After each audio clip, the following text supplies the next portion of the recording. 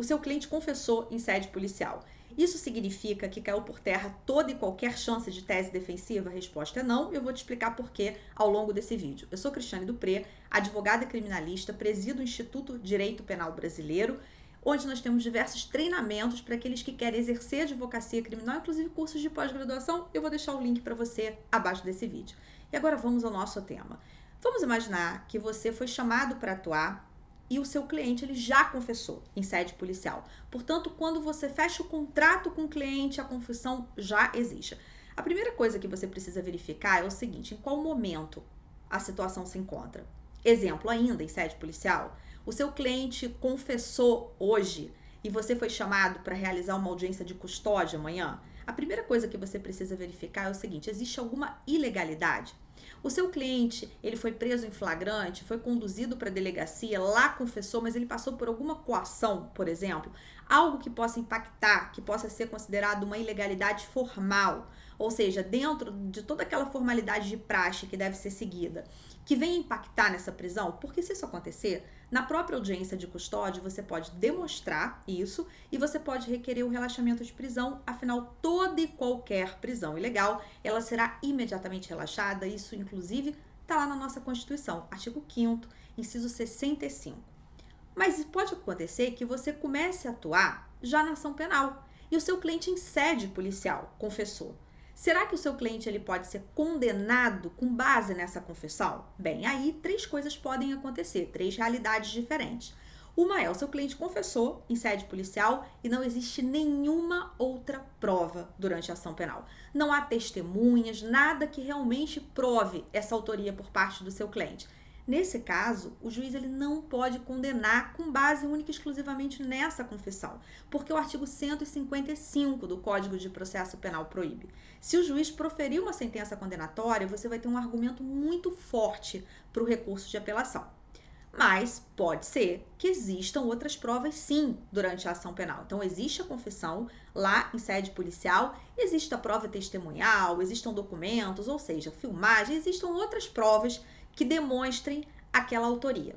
Nesse caso, o seu cliente, ele deve negar ou ele deve confessar durante a ação penal. E aí eu digo que não há uma verdade absoluta para isso. Você sempre deve analisar a estratégia diante do caso concreto, ou seja, de acordo com as particularidades do caso concreto.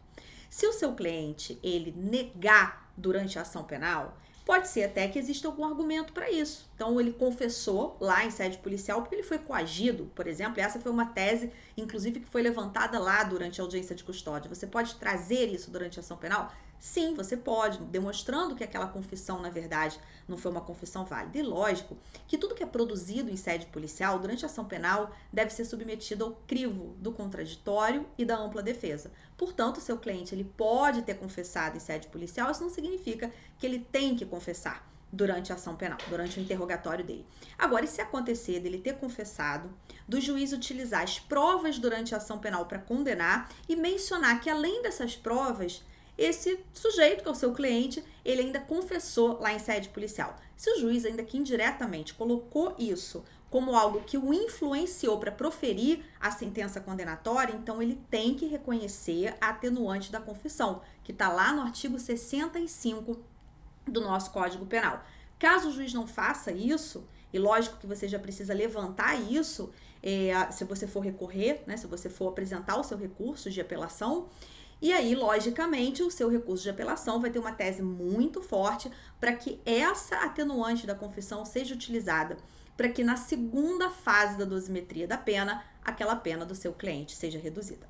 Agora, outra pergunta muito importante e que desafia muita controvérsia até mesmo na advocacia criminal é: vale a pena o meu cliente confessar em sede policial? Então você está começando a atuar e você vai acompanhar o seu cliente no depoimento dele em sede policial. Vale a pena confessar? E nós temos muitos posicionamentos assim divergentes dentro da própria advocacia. Alguns advogados, eles dizem que jamais orientam o cliente a ficar em silêncio, né? Então, a depender da estratégia, o cliente ou vai negar ou vai confessar, mas que nunca fica em silêncio. Já tem outros advogados que orientam, na maioria dos casos, o cliente a permanecer em silêncio. Qual é o meu posicionamento e o que eu, na verdade, oriento você a fazer? Analisar o caso concreto. Por quê? Porque pode ter tanta diferença de um caso para outro, isso vai depender de tantas particularidades que você vai ter que analisar quando você for contratado. E por isso que é tão importante, inclusive antes de você comparecer direto em sede policial com seu cliente, é fundamental que você compareça antes sozinho, que você verifique se existe algum mandado de prisão expedido, que você fale com o escrivão responsável, com a autoridade policial, que você analise tudo que já faz parte daquele inquérito, para que você possa justamente desenvolver a sua melhor estratégia. Seja estratégia para você utilizar naquele momento, seja já algumas coisas para você adiantar de estratégia para começar a trabalhar durante a ação penal, caso o seu cliente ele seja denunciado. Portanto, perceba que o fato do seu cliente ter confessado em sede policial não significa que tudo caiu por terra, não significa que necessariamente ele será condenado. E eu vou te falar que ainda que ele confesse em sede policial e de repente confesse durante a ação penal, existem alguns fatores que podem ser considerados e que são fortíssimas teses defensivas. Exemplo, ele confessou. Ele confessou que entrou no supermercado, pegou 1 litro de leite porque os filhos estavam morrendo de fome. Então nós temos aí duas teses a serem utilizadas. Primeiro, o princípio da insignificância, que pode excluir a chamada tipicidade material, e frente ao princípio da eventualidade, ou seja, na eventualidade do juiz não reconhecer o princípio da insignificância, que ele reconheça um estado de necessidade, que é uma excludente de ilicitude. E que, de qualquer forma, assim como o princípio da insignificância, vai funcionar para excluir o crime em si, já que o crime é um fato típico, ilícito ou antijurídico e culpável. Pode ser que exista uma excludente da culpabilidade. Pode ser que o seu cliente confesse, mas tenha ocorrido a prescrição, uma causa extintiva da punibilidade.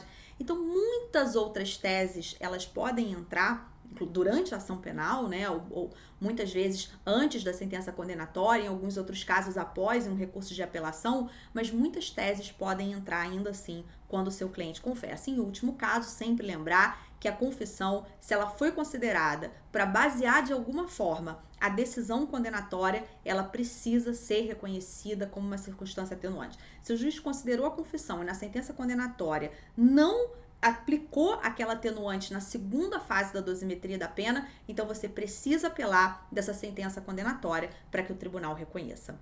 Bom, eu espero que esse vídeo tenha ajudado você. Aqui no canal nós temos vídeos diários em direito penal, processo penal e execução penal. Espero que você já tenha feito a sua inscrição no canal e, lógico, já tenha deixado o seu like aqui.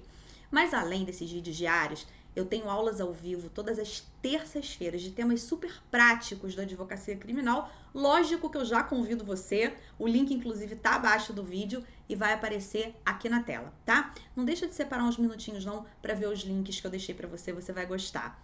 Muito obrigada por estar comigo aqui no canal, aqui nesse vídeo e até o próximo.